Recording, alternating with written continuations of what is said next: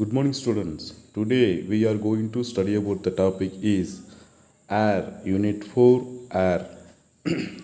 இன்றைக்கு நாம் அலகு நான்கிலிருந்து காற்று என்ற தலைப்பின் கீழே நாம் என்ன செய்யலாம், பாடங்களை கற்றுக்கொள்ளலாம். ஸோ இந்த ப்ரீவியஸ் கிளாஸஸும் நம்ம இந்த ஏர் காற்று என்கிற இந்த பாடப்பகுதியிலிருந்து தான் நாம் என்ன செஞ்சுருந்தோம். ப்ரீவியஸ் போன வீக்கிலே நாம் பாடங்களை நம்ம என்ன செஞ்சோம், கற்று தெரிந்து கொண்டோம். அதில் பார்த்திங்க அப்படின்னா அட்மாஸ்பியர் அப்படின்னு சொல்லக்கூடிய ஹெட்டிங்கிலிருந்து நம்ம என்ன செஞ்சோம், ஸ்டடி பண்ணோம். ஸோ டுடே வந்து பார்த்திங்க அப்படின்னா 4.3 கம்போசிஷன் ஆஃப் ஏர், காற்றின் இயல்பு அப்படின்னு சொல்லக்கூடிய தலைப்பின் கீழே என்ன செய்யலாம், பாடங்களை தெரிந்து கொள்ளலாம். ஃபஸ்ட்டு பாருங்கள், from Priestley experiment which was followed by Ingenhousz and Rutherford. அதாவது we came to know that air was not just one substance. அதாவது பிரிஸ்ட்லியின் ஒரு சோதனையை தொடர்ந்து இன்ஜென்ஹவுஸ் மற்றும் ரூதர்ஃபோர்டு அப்படிங்கிறவங்க ஒரு சோதனை என்ன செய்கிறாங்க, நிகழ்த்துறாங்க. ஸோ அந்த சோதனையிலிருந்து காற்று ஒரு விதமான துகள்களை கொண்ட பொருள் அல்ல என என்ன செஞ்சாங்க, அறிந்து கொண்டாங்க. சரிங்களா, காற்று வந்து ஒரு விதமான துகள்களை கொண்ட பொருள் அல்ல அப்படின்னு சொல்லி என்ன செஞ்சாங்க, அறிந்து கொண்டாங்க. We will now describes what air is made up of. This is called composition of air. So அந்த காற்றில் இருக்கக்கூடிய அடங்கியுள்ள அந்த பகுதி பொருட்களை நம்ம என்ன செய்யலாம், பார்க்கலாம். ஸோ இதுதான் காற்றின் இயல்பு, அதாவது கம்போசிஷன் ஆஃப் ஏர்னு சொல்லி நம்ம என்ன செய்கிறோம், சொல்கிறோம். காற்றில் என்னெல்லாம் இருக்குது, ஸோ என்னவெல்லாம் காற்றில் இருக்கின்றது அப்படின்னு சொல்லி நம்ம என்ன செய்யலாம், தெரிந்து கொள்ளலாம். காற்றின் பெரும் பகுதி நைட்ரஜன் வாயு ஆகும்.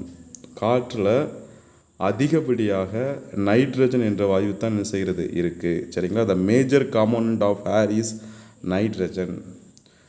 Next, almost 4 to 5 of air is nitrogen. அதாவது காற்றில் 4 நைட்ரஜன் வாயு தான் என்ன செய்தான் இருக்குது. ஓகேங்களா, 4 நைட்ரஜன் வாயு தான் காற்றில் என்ன செய்யுது, அடங்கியுள்ளது அப்படின்னு சொல்லி என்ன சொல்கிறாங்க. About 1/5 of air is oxygen. அதாவது காற்றின் 2வது பெரும் பங்கு எதுன்னு பார்த்தீங்க அப்படின்னா ஆக்சிஜன். அது தோராயமாக 1/5 என்ன செய்யும், இருக்கும். சரிங்களா. Next, in addition to nitrogen and oxygen gases air also contain small amount of carbon dioxide, water vapor and some other gases like argon, helium, etc. The air may also contain some dust particles. அதாவது நம்ம first majority பார்த்திங்க அப்படின்னா nitrogen இருக்குதுன்னு சொன்னோம். Next அதுக்கு அடுத்தபடியாக 1/5 வந்து oxygen இருக்குதுன்னு சொன்னோம். ஆக்சிஜன் இருக்குதுன்னு நம்ம என்ன சொன்னோம் இல்லையா. ஸோ நெக்ஸ்ட்டு வந்து பார்த்திங்க அப்படின்னா அந்த நைட்ரஜனையும் ஆக்சிஜனும் தவிர காற்றில் பார்த்திங்க அப்படின்னா சிறிதளவு கார்பன் டை ஆக்சைடு, அப்புறம் வாட்டர் வேப்பர் நீராவி, ஆர்கான் மற்றும் ஹீலியம் போன்ற வாயுக்களும் அதனோடு சேர்த்து இந்த காற்றில் என்ன செய்கிறது, இருக்குது. ஸோ இது பார்த்திங்கன்னா 1% தான் என்ன செய்யும், காற்றில் இருக்கும். மற்ற அதுக்கப்புறம் பார்த்திங்க அப்படின்னா ஆக்சிஜன் கொஞ்சம் அதிகமாக இருக்கும். ஆக்சிஜனை விட அதிகமாக எது இருக்கும், நைட்ரஜன் இந்த ஏரில் இருக்கும். மேலும் பார்த்திங்க காற்றில் சிறிதளவு தூசி பொருட்களும் என்ன செய்கின்றன, அடங்கியிருக்கின்றன. The air may also contain some dust particles. தூசி பொருட்களும் அடங்கியிருக்குது அப்படின்னு சொல்லி என்ன சொல்கிறாங்க. காற்றின் கூறுகளின் இயல்பு கீழ்கண்ட படத்தில் கொடுக்கப்பட்டுள்ளது. அதாவது the composition of air is termed of the percentage of its various components can be written as. அது பர்சன்டேஜில் கொடுத்துருக்காங்க. ஏரில் என்னென்ன கேஸ் மிக்ஸ் ஆகிருக்குது அப்படிங்கிறத பர்சன்டேஜில் கொடுத்துருக்குறாங்க. ஸோ அது என்னென்ன கேஸ் எந்தெந்த பர்சன்டேஜில் இருக்குது அப்படின்னு சொல்லி என்ன செய்யலாம், பார்க்கலாம். சரிங்களா. இப்போ பாருங்கள், ப்ளூ கலரில் இருக்குது பார்த்தீங்க இல்லையா, அந்த ரவுண்டில் ப்ளூ கலரில் இருக்குது பார்த்தீங்க அப்படின்னா நைட்ரஜன் 78% நைட்ரஜன் என்ன செய்யுது இருக்குது. ஸோ அந்த ரவுண்ட் சர்க்கிள்லேயே ப்ளூ கலர் தான் பார்த்திங்கன்னா அதிக ஸ்பேஸை ஆக்குபை பண்ணியிருக்கு. நெக்ஸ்ட்டு பாருங்கள், க்ரீன் அதை விட காட்டிலும் க்ரீன் கொஞ்சம் அதிக ஸ்பேஸை ஆக்குபை பண்ணியிருக்கு. அது 21% ஆக்சிஜன் இருக்கிறத எடுத்து சொல்லுது. சரிங்களா, 21% ஆக்சிஜன் இருக்கிறத அந்த க்ரீன் கலர் எடுத்து சொல்லுது. Next 1% carbon dioxide and argon, நீராவி மற்றும் பிற வாயுக்கள், அதாவது 1% carbon dioxide, argon, water vapour and other gases இருக்கிறத அந்த ரெட் கலர் வந்து என்ன செய்யுது, அந்த ரவுண்ட் சர்க்கிளில் ரெட் கலரில் இருக்குது பார்த்தீங்களே, அந்த ரெட் கலர் கொஞ்சமாக தான் இடத்த என்ன செஞ்சுருக்கு, அந்த பிளேஸை ஆக்குபை பண்ணியிருக்கு. ஸோ அதில் 1% தான் இருக்குது அப்படிங்கிறத அந்த ரெட் கலர் தெளிவுபடுத்துது. 1% of carbon dioxide, argon, water vapour and other gases என்ன செய்யுது, இந்த ஏரில் மிக்ஸ் ஆகிருக்கு. ஓகேங்களா. நெக்ஸ்ட்டு பாருங்கள், the composition of air changes slightly from place to place and also from season to season. For example, அதாவது ஒரு காற்றுடைய இயல்பு பார்த்திங்க அப்படின்னா இடத்துக்கு இடமும் அதாவது காலநிலையை பொறுத்தும் மாறுபாடு என்ன செய்கிறது, அடைகிறது, சேஞ்ச் ஆகுது. ஒரு காற்றினுடைய அந்த இயல்பு காம்போசிஷன் வந்து changes slightly from place to place, இடத்துக்கு இடமும் அதுக்கப்புறம் பாருங்களேன், and also from season to season, காலநிலையை பொறுத்தும் என்ன செய்கிறது, மாறுபாடு அடைகிறது. உதாரணமாக, air over industrial cities usually has a higher amount of carbon dioxide in it than the air over open space. அதாவது தொழிற்சாலையில் பார்த்திங்க அப்படின்னா அதிகமுள்ள நகரங்களில் உலவும் காற்றில் மற்ற இடங்களில் உள்ளதை விட அதிக அளவு கார்பன் டை ஆக்சைடு என்ன செய்யும், இருக்கும். தொழிற்சாலை எங்கெல்லாம் அதிகமாக இருக்கோ அந்த நகரங்களில் இருக்கக்கூடிய அந்த தொழிற்சாலை சுற்றி இருக்கக்கூடிய அந்த காற்று வந்து என்ன செய்யும், தொழிற்சாலை சுற்றி என்ன செய்யும், காற்று இருக்கும், எல்லா இடங்களையும் காற்று இருக்கும். ஆனால் தொழிற்சாலை இருக்கக்கூடிய பெரிய பெரிய தொழிற்சாலைகள் இருக்கக்கூடிய நகரங்களில் அந்த காற்று எப்படி இருக்குன்னு பார்த்தீங்க அப்படின்னா அதிக அளவில் மற்ற இடங்களை காட்டிலும் அதிக அளவு கார்பன் டை ஆக்சைடு என்ன செய்யும், அந்த காற்றில் நிரம்பி இருக்கும். சரிங்களா, காற்றில் கலந்துருக்கும். ஸோ இதுக்கு ரீசன் என்னென்னு கேட்டிங்கன்னா, அதிகப்படியான அந்த தொழிற்சாலையில் பார்த்திங்க அப்படின்னா ஒரு பொருள் வந்து நம்ம உருவாக்குவதற்கு அதிகமாக எரிப்பாங்க. ஸோ எரிக்கப்படும் பொழுது அங்கே கார்பன் டை ஆக்சைடு என்ன செய்கிறது, ஏரில் மிக்ஸ் ஆகி அந்த இண்டஸ்ட்ரியல் பிளேஸை சுற்றிலும் பார்த்திங்கன்னா அந்த கார்பன் டை ஆக்சைடு அந்த ஏரில் மிக்ஸ் ஆகி என்ன செய்யும், அதிக லெவலில் இருக்கும். சரிங்களா. Next, air in coastals areas may have more water vapour than inland areas. So கடலோர பகுதியில் உள்ள காற்றில் மற்ற இடங்களை காட்டிலும் என்னது அதிக அளவு நீராவி என்ன செய்யும், அடங்கியிருக்கும். சரிங்களா. கடலோர பகுதியில் மற்ற இடங்களை காட்டிலும் பார்த்திங்க அப்படின்னா கடல் ஏரியா வந்து ஒரு வாட்டரால் ஃபில் பண்ணப்பட்ட ஒரு இடம், நீரால் நிரப்பப்பட்ட ஒரு பெரும் பகுதி. ஸோ அதில் பார்த்திங்கன்னா எங்கே பார்த்தாலும் நீர் தான் என்ன செய்யும், தண்ணீர் தான் தெரியும்.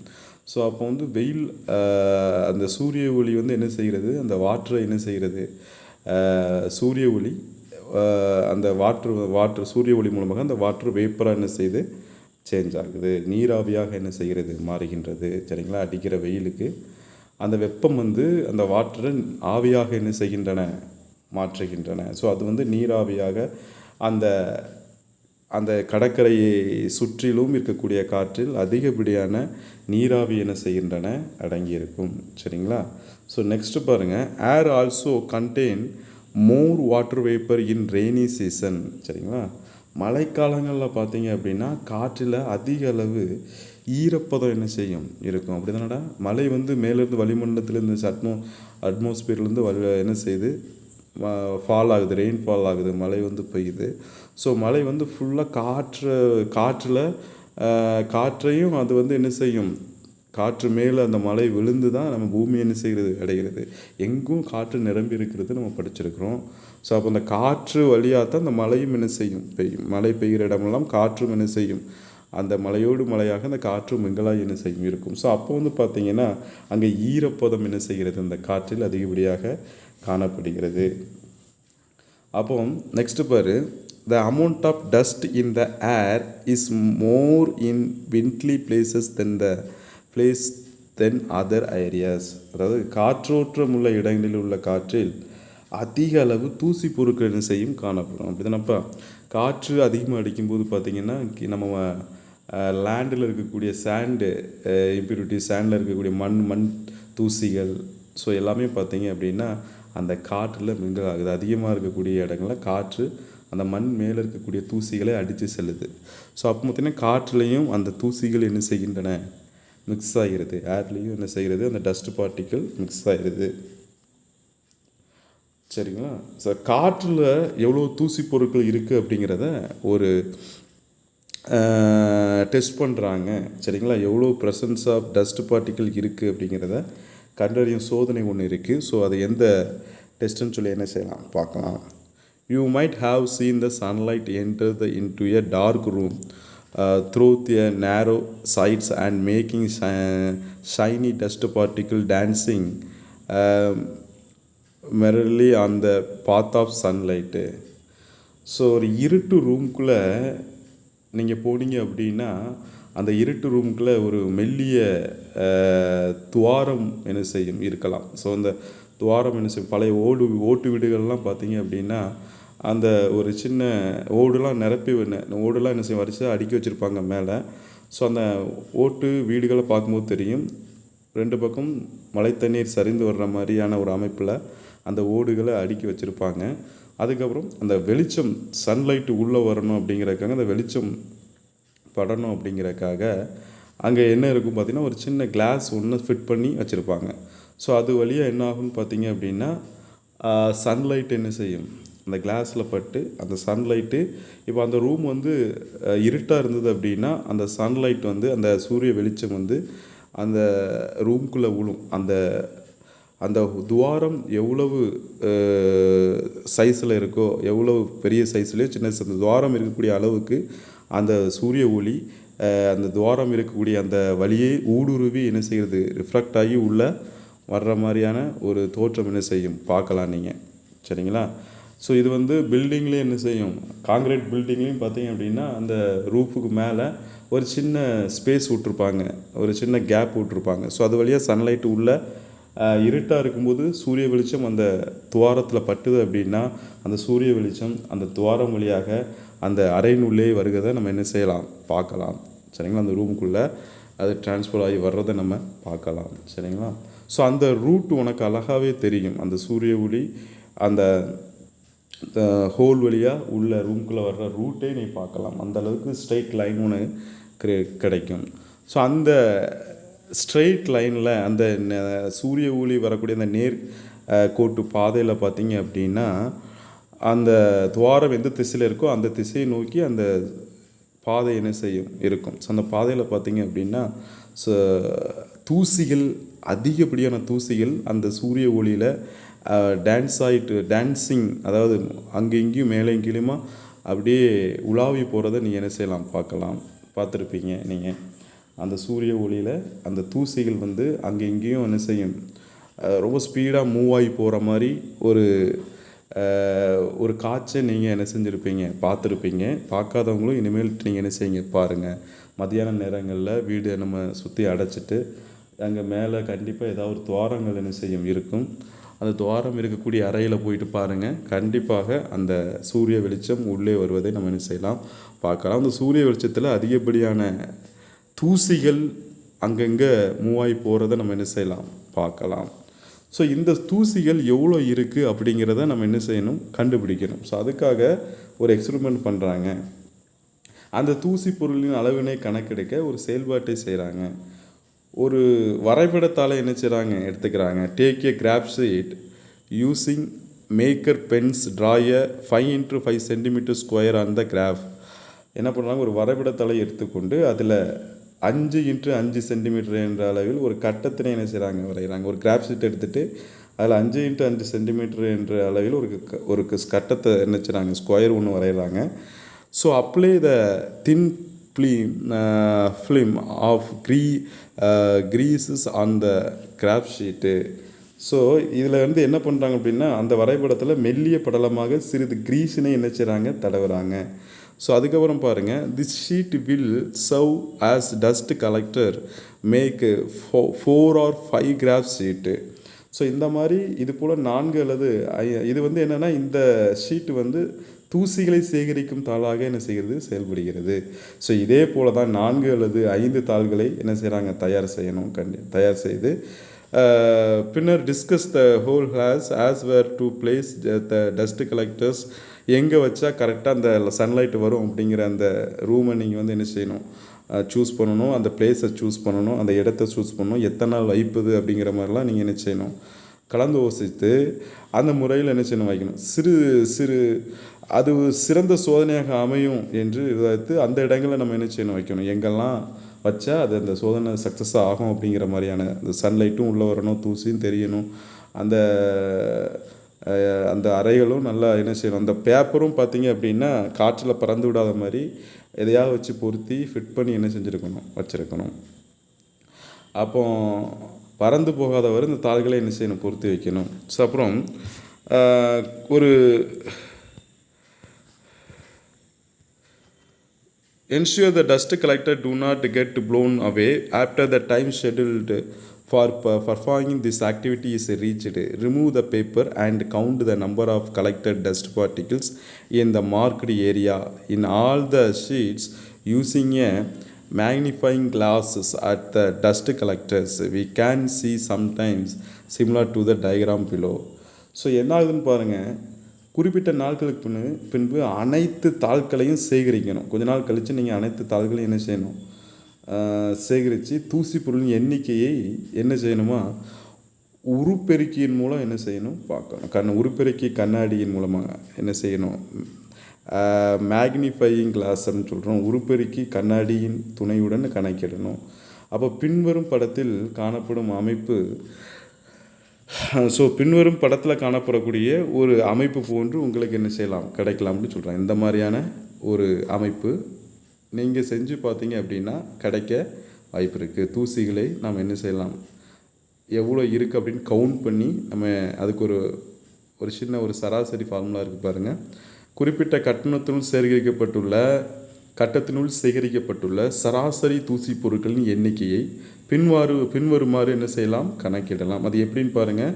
சராசரி, அதாவது தாளில் குறிப்பிட்டுள்ள பகுதியில் காணப்படும் தூசி பொருட்களின் மொத்த எண்ணிக்கை. அந்த தாளில் இருக்கக்கூடிய உனக்கு எவ்வளவு தூசி கண்ணுக்கு படுதோ அவ்வளோத்தையும் என்ன செய்யணும், கவுண்ட் பண்ணி அந்த தாளில் குறிப்பிட்டுள்ள பகுதிகளில் காணப்படும் தூசி பொருட்களின் மொத்த எண்ணிக்கை டிவைடட் பை தாளில் குறிப்பிட்ட பகுதியில் உள்ள கட்டங்களின் எண்ணிக்கை. அதில் வந்து கட்டமாக என்ன செய்து இருக்குது, அதில் எத்தனை கட்டங்கள் இருக்குது அப்படிங்கிறதையும் நீங்கள் என்ன செய்யணும், ஃபைண்ட் அவுட் பண்ணி அதில் அந்த சராசரி ஃபார்முலாவில் நீங்கள் கீழே என்ன செய்யணும், எத்தனை கட்டங்கள் இருக்குங்கிற எண்ணிக்கை கீழே நீங்கள் மென்ஷன் பண்ணணும். மேலே அந்த தாளில் குறிப்பிட்ட பகுதியில் காணப்படக்கூடிய தூசி பொருட்களின் மொத்த எண்ணிக்கை, அங்கங்கே தூசி பொருட்கள் இருக்கும். ஸோ அதனால் உங்களுக்கு எவ்வளோ கவுண்டிங் வருதோ அதை நீங்கள் என்ன செய்யுங்க, மேலே எழுதுங்க. அதாவது mean value equal to total number of the dust particle on collector, நம்ம எவ்வளோ கலெக்ட் பண்ணிக்கிற dust particle divided by number of square on collector. நம்ம அந்த ஷீட்டில் இருக்கக்கூடிய சதுரங்களின் தாளில் குறிப்பிட்டுள்ள அந்த கட்டங்களுடைய எண்ணிக்கை என்ன செய்கிறோம், அதையும் கீழே எழுதணும். நெக்ஸ்ட்டு தூசி பொருட்களின் வீச்சினை பின்வருமாறு கணக்கிடலாம். அதாவது ரேஞ்சு, அது எப்படி கணக்கிடலாம்னா maximum value minus minimum value, அதாவது அதிகபட்ச அளவு மற்றும் குறைந்தபட்ச அளவு. எல்லா இடங்களிலும் பெறப்பட்ட தாள்களின் தூசி பொருட்களை கணக்கிட்டு அதனை பின்வரும் அட்டவணையில் என்ன செய்யணும், பூர்த்தி செய்யணும்னு சொல்கிறாங்க. Collect detail from all the areas where we have kept the dust collected sheets, tabulate the recording in the table given below அப்படின்னு. ஸோ இந்த கட்டங்களில் நம்ம என்ன செய்யணும், நம்ம அந்த எங்கே தூசி சேகரிக்கப்பட்ட இடம், சராசரி தூசின் அளவு, அது எவ்வளவு சராசரி நம்ம கண்டுபிடிக்கிற ஒரு ஃபார்முலா படித்தோம் இல்லையா, அந்த அளவு. அதுக்கப்புறம் வீச்சு, அதில் maximum value minus minimum value இருக்கு இல்லையா. ஸோ அதில் கண்டுபிடிச்ச வேல்யூவை நீங்கள் இதில் என்ன செய்யணும், எத்தனை பேப்பர் வச்சுருக்கீங்களோ அத்தனை பேப்பரில் உள்ளதையும் எடுத்து அதில் இருக்கக்கூடிய டஸ்ட்டை நம்ம என்ன செய்கிறோம், அதனுடைய நம்பர் ஆஃப் டஸ்ட்டு எவ்வளோ இருக்குது அப்படிங்கிறத ஃபைண்ட் அவுட் பண்ணுறோம். ஸோ எந்த இடத்துல அதிக அளவு தூசி பொருட்கள் காணப்படுகிறது? Which area do you think will have the most dust? எங்கே அதிகமாக இருக்குது அப்படின்ட்டு பார்க்கணும். எந்த இடத்தில் குறைந்தளவு தூசி பொருட்கள் காணப்படுகிறதுன்னு பார்ப்போம். Which area do you think will have the least dust? சரிங்களா? நெக்ஸ்ட்டு பாருங்கள், test for water vapour in air, அதாவது காற்றில் உள்ள நீராவியை கண்டறியக்கூடிய ஒரு சோதனை என்ன செய்யுது இருக்குது. ஸோ அது என்ன சோதனை பார்க்கலாம். Take a few ice cube in a glass, ஒரு முகவையில் சில பனிக்கட்டி துண்டுகளை என்ன செய்யணும், எடுத்துக்கொள்ளணும். Keep it on the table for a few minutes, சிறிது நேரம் அதனை அந்த டேபிளை நம்ம என்ன செய்யக்கூடாது, அதை மேஜை மீது என்ன செய்யணும், வைக்கணும். சிறிது நேரம் அதனை அந்த மேஜையின் மீது என்ன செய்யணும், வைக்கணும். சரிங்களா? அப்புறம் பாருங்கள், you could see tiny droplets of water all over the outer surface of the glass. இப்போ என்ன ஆகுன்னு பாருங்கள், அந்த அந்த நம்ம எடுத்துக்கூடிய அந்த கிளாஸில் அந்த முகவையில் வெளிப்புறத்தில் பார்த்தீங்க அப்படின்னா சிறிய நீர் துளிகள் உருவாவதே நம்ம என்ன செய்யலாம், காணலாம். நீர் துளிகள் உருவாவதே நம்ம என்ன செய்யலாம், காணலாம். So from where do these droplet come, எங்கிருந்து அந்த நீர் துளிகள் வருதுன்னு உங்களுக்கு தெரியுமா? The water vapour present in the air condense on the cold surface of the glass. This shows that our air contains water vapor. அதாவது அந்த நம்ம எடுத்துக்கூடிய அந்த கிளாஸ் மேற்பரப்பில் இருக்கக்கூடிய அவுட்ரு சர்ஃபேஸில் குளிர்ச்சியினால் காற்றில் உள்ள நீராவி குளிர்ந்து நீர் துளிகளாக என்ன செய்கிறது, மாறுகிறது. ஸோ நம்ம அந்த இடத்துல வந்து கோல்டு நம்ம வந்து ஐஸ் கியூப் வச்சுருக்கோம். ஐஸ் கியூப் வந்து கோல்டாக இருக்கும். ஸோ அது வந்து என்ன ஆகுது, வந்து கூலாக இருக்கும். ஸோ அது வந்து அது சரௌண்டிங்கில் இருக்கக்கூடிய ஏரை வந்து என்ன செய்யுது, கூல் பண்ணுது. ஃபர்ஸ்ட் ஆஃப் ஆல் கூல் பண்ணதுக்கப்புறம் பார்த்தீங்க அப்படின்னா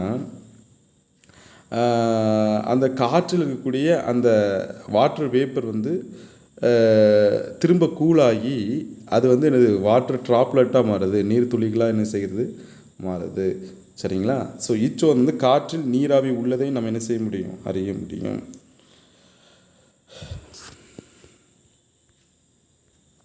நெக்ஸ்ட்டு பார்த்தீங்கன்னா 4.6 uses of air. Air is used by plants and animals for breathing. அதாவது தாவர மற்றும் விலங்குகளின் சுவாசத்திற்கு இந்த காற்று என்ன செய்கின்றன, பயன்படுகிறது. தாவரம் மற்றும் விலங்குகளின் சுவாசத்திற்கு காற்று பயன்படுகிறது. தாவரம் மற்றும் விலங்குகளுக்கு மட்டும் கிடையாது, மனிதர்களும் நம்ம என்ன செய்கிறோம், காற்றில் இருக்கக்கூடிய ஆக்சிஜனை தான் நம்ம என்ன செய்கிறோம், சுவாசிக்கிறோம். இப்போ நமக்கும் என்ன செய்கிறது, இந்த காற்று பயனளிக்கிறது. நெக்ஸ்ட்டு பார்த்திங்க அப்படின்னா ஏர் is used for burning fuels like wood, goal, kerosene, LPG. So next பாருங்கள், மரக்கட்டை, நிலக்கரி, மண்ணெண்ணெய், சமையல் எரிவாயு, எல்பிஜி போன்ற எரிபொருட்களை எரிக்க இந்த காற்று என்ன செய்கிறது, உதவுகிறது. எரிபொருட்களை எரிப்பதற்கு அந்த காற்றில் இருக்கக்கூடிய ஆக்சிஜன் தேவை. ஸோ அது இருந்தால் தான் என்ன செய்யும், எரியும். ஸோ அந்த மரக்கட்டையில், நிலக்கரியில், சமையல் எரிவாயு போன்ற எரிபொருட்களை எரிக்க இந்த காற்று, அதில் இருக்கக்கூடிய நைட்ரஜன் எல்லாமே என்ன செய்கிறது, பயன்படுகிறது. நெக்ஸ்ட்டு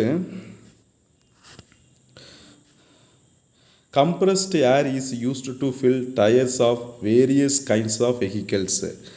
அந்த கம்ப்ரஸ்ட் ஏர் அப்படின்னா அழுத்தப்பட்ட காற்றுன்னு சொல்லுவோம். இது பல்வேறு வாகனங்களில் டயர்களில் என்ன செய்யப்படுகிறது, பயன்படுகிறது. அப்படி தான் நம்ம டயரில் நம்ம என்ன செய்கிறோம், நைட்ரஜன் ஏர்லாம் நம்ம பயன்படுத்துகிறோம். ஸோ அந்த நைட்ரஜன் ஏர், சாதா ஏர், இது எல்லாமே வந்து நம்முடைய வாகனங்களை இயக்குவதற்கு அந்த டயர்களை நம்ம என்ன செய்கிறோம், இதை ஃபில் பண்ணால் தான் நம்ம என்ன செய்யும், டயர் வந்து மூவ் ஆகுது.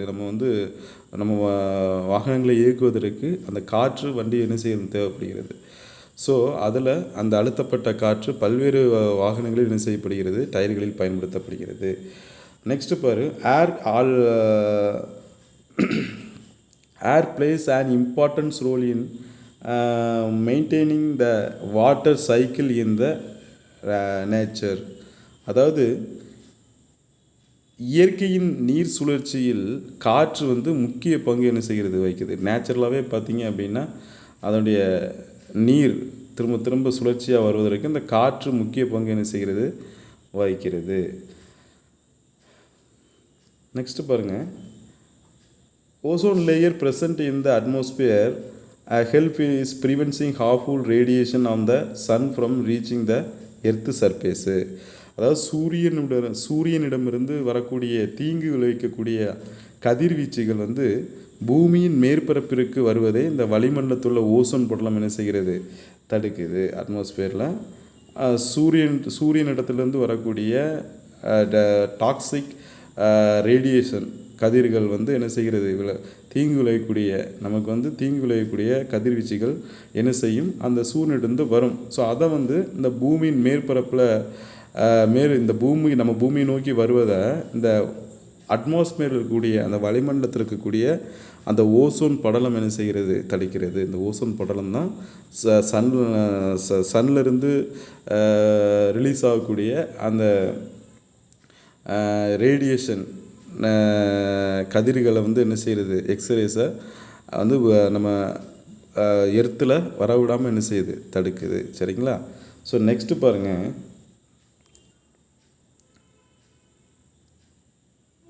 சில தவிர்க்க முடியாத சூழ்நிலையில் காற்று என்ன செய்து பண்ணும்போது சுவாச பிரச்சனை உள்ள நோயாளிகளுக்கு இந்த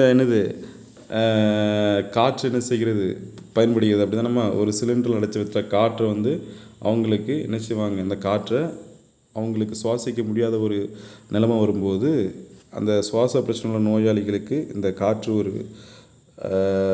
பயனுள்ளதாக என்ன செய்கிறது, அமைகிறது. நெக்ஸ்ட்டு, மிக உயரமான மலைச்சிகரங்களில் ஏறுவோர்களுக்கு அது மேலே போக போக கொஞ்சம் காற்றினுடைய இந்த இது வந்து டென்சிட்டி வந்து என்ன செய்யும், கொஞ்சம் குறையும். ஸோ அப்போ வந்து இந்த சிலிண்டரில் நம்ம வந்து ஏரை அடைச்சி வச்சு நம்ம உயரமான மலைகளில் ஏறும்போது அதிகப்படியான காற்று நமக்கு தேவைப்படும். அதாவது சுவாசத்திற்கு ரெஸ்பிரேஷன் வந்து நம்ம சுவாசத்திற்கு இந்த காற்று என்ன செய்யுது, அவசியமாக என்ன செய்கிறது இருக்கிறது. அதுக்கப்புறம் பார்த்தீங்க அப்படின்னா,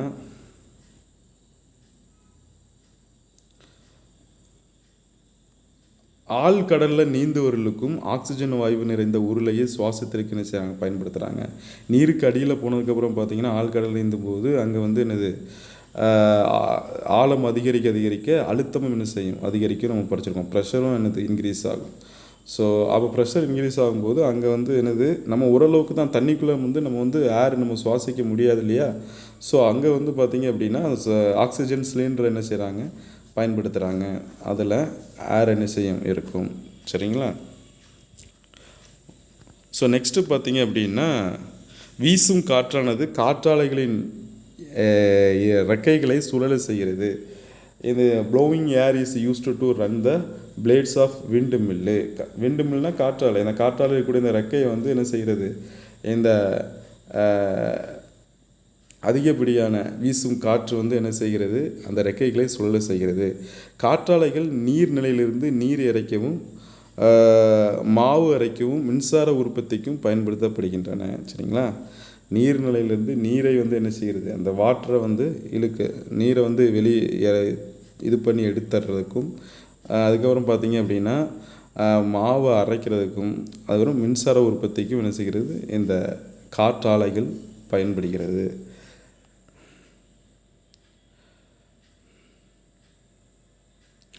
நெக்ஸ்ட்டு பார்த்திங்க அப்படின்னா, இதோட இந்த யூனிட் உங்களுக்கு ஃபினிஷ்ட் ஆகுது.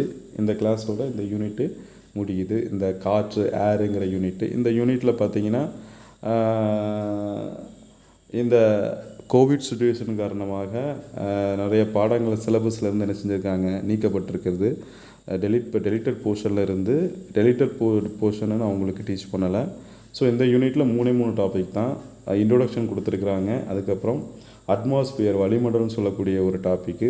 நெக்ஸ்ட்டு வந்து பார்த்திங்கன்னா கம்போஷன் ஆஃப் ஏர், காற்றின் இயல்புன்னு சொல்லக்கூடிய ஒரு டாப்பிக்கு. நெக்ஸ்ட்டு வந்து பார்த்திங்க அப்படின்னா யூசஸ் ஆஃப் ஏர், காற்றின் பயன்கள். ஸோ இதை மட்டும்தான் இந்த யூனிட்டில் உங்களுக்கு பாடப்பகுதியாக என்ன செஞ்சுருக்காங்க, இந்த வருடம் என்ன செஞ்சுருக்காங்க, கொடுத்துருக்குறாங்க.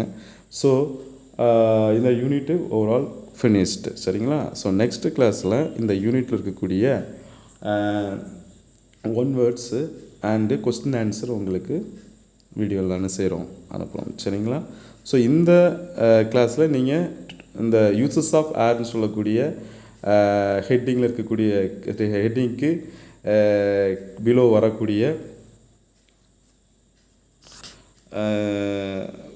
ஹெட்டிங்க்கு கீழே வரக்கூடிய அந்த பாயிண்ட்ஸை நீங்கள் என்ன செய்யணும், படிக்கணும். சரிங்களா? ஒரு 1 or 5 பாயிண்ட்ஸ் நீங்கள் வந்து படித்து நீங்கள் எனக்கு என்ன செய்யுங்க, எழுதி சென்ட் பண்ணுங்கள். Okay students, thank you so much.